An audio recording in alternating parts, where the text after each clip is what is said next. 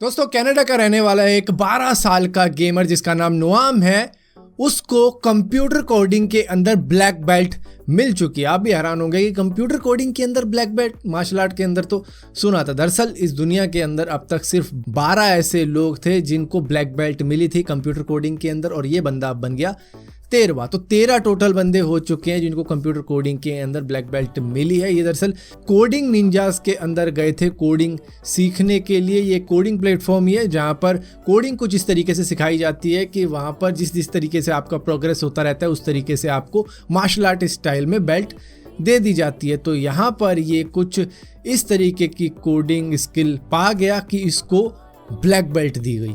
दोस्तों आप सभी को मालूम होगा कि रशिया ने अभी कुछ ही दिनों पहले कई सारी पॉपुलर मैसेजिंग या सोशल मीडिया एप्लीकेशंस को बैन किया है, जिसमें फेसबुक, इंस्टाग्राम एक है और इसी के साथ साथ व्हाट्सएप, टिकटॉक भी आ जाते हैं।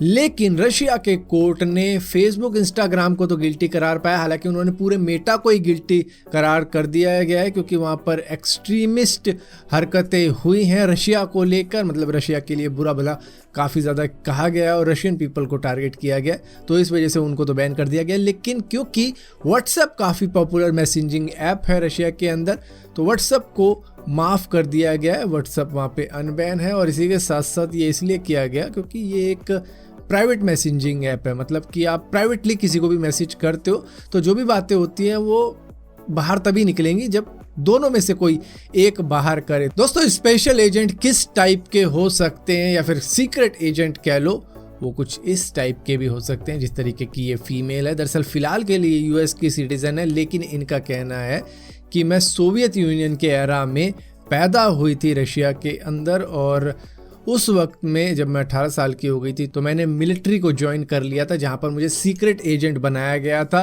कई सारी टेक्निक सिखाई गई थी लेकिन वो टेक्निक नॉर्मल सोल्जर वाली नहीं थी। दरअसल मार्शल आर्ट वगैरह सिखाया गया, गन चलाना सिखाया गया, लेकिन इसी के साथ साथ क्योंकि मैं सीक्रेट एजेंट थी तो मुझे सिड्यूस करना, कन्वेंस करना, मैनिपुलेट करना, अपने टारगेट को सिखाया गया। और इसी के साथ साथ कई स्पेशल तरीके की टेक्निक भी सिखाई गई थी जहाँ पर ये अपने टारगेट से जो भी निकलवाना होता था वो निकलवा लेती थी उसकी जीएफ बन के, और उसके बाद में अगर उसको मारना हुआ तो मार भी देती थी और शूट टू किल वाली चीज़ें होती थी इनके साथ में। फिलहाल के लिए रशिया छोड़ गई उसके बाद में और किसी तरीके से अब यूएस की सिटीजनशिप ले ली और अब वहीं पर है। और इन्होंने रशिया के बारे में कई सारी चीज़ें बताई हैं जो कि अब यूक्रेन और रशिया के बीच में जो भी चल रहा है शायद उससे हेल्प मिल सके।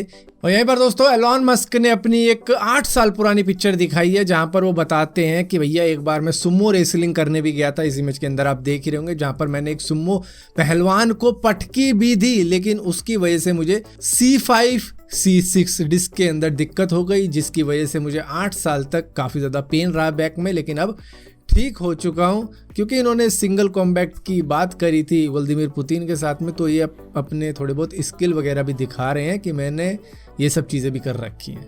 दोस्तों हालांकि आप में से बहुत से लोगों को कल ही मालूम चल चुका होगा कि चाइना के अंदर एक प्लेन क्रैश हुआ है, बोइंग 737, और ये वो वाला प्लेन है जिसके साथ में पहले भी कई सारे हादसे हो चुके हैं। मतलब इसके जो मॉडल हैं वो काफ़ी ज़्यादा बार दुर्घटना के शिकार हो चुके हैं। तो ये 29,000 फीट की ऊंचाई पर उड़ रहा था जहाँ पर ये एकदम से ही नोज डाइव करता हुआ गिर जाता है किसी पत्थर की तरह कि आपने पत्थर ऊपर फेंका और पत्थर सीधा नीचे ही आएगा। अगर ग्लाइड करता हुआ भी ये क्रैश कर रहा होता तो शायद बहुत से लोगों की जान बच जाती, क्योंकि ग्लाइड करते करते कहीं ना कहीं लैंड कर ही जाते हैं और ठीक है वहाँ पे तब भी हादसे होते हैं लेकिन जान बहुतों की बच जाती है उस तरीके की लैंडिंग के अंदर। लेकिन इसमें किसी की भी जान नहीं बची। 132 पैसेंजर इसके अंदर मौजूद थे और इसी तरीके की घटना पहले भी कई प्लेनों के साथ में हो चुकी है, जहाँ पर 1997 के वक्त में भी इस तरीके की घटना हुई थी जहाँ पर इंडोनेशियन एयरलाइन के पायलट की गलती थी, वहाँ पर उसने जानबूझ के इस तरीके की नोज डाइव लगाई थी।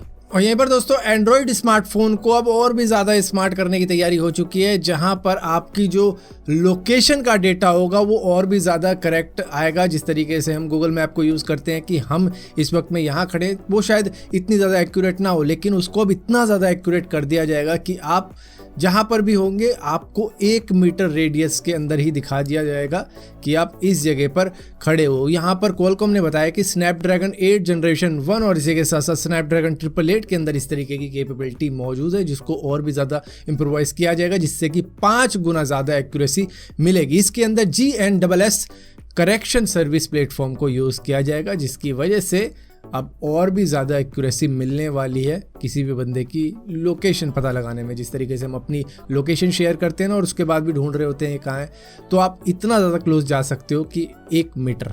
और यहाँ पर दोस्तों ज़ोमैटो आप में से बहुत सारे लोग यूज़ करते होंगे, लेकिन यहाँ पर ज़ोमैटो ने 10 मिनट की डिलीवरी सर्विस और इसी के साथ साथ 30 मिनट की डिलीवरी सर्विस भी स्टार्ट कर दी है। जहाँ पर शायद अगर हम थोड़ा सा सोचें उन डिलीवरी बॉयज़ के बारे में, उनकी जान दांव पर लगाने वाली बात रख दी है कि हमने तुम्हें दे दिया पैकेज, अब फटाफट पहुंचा के हो, 10 मिनट में पहुंचा के हो।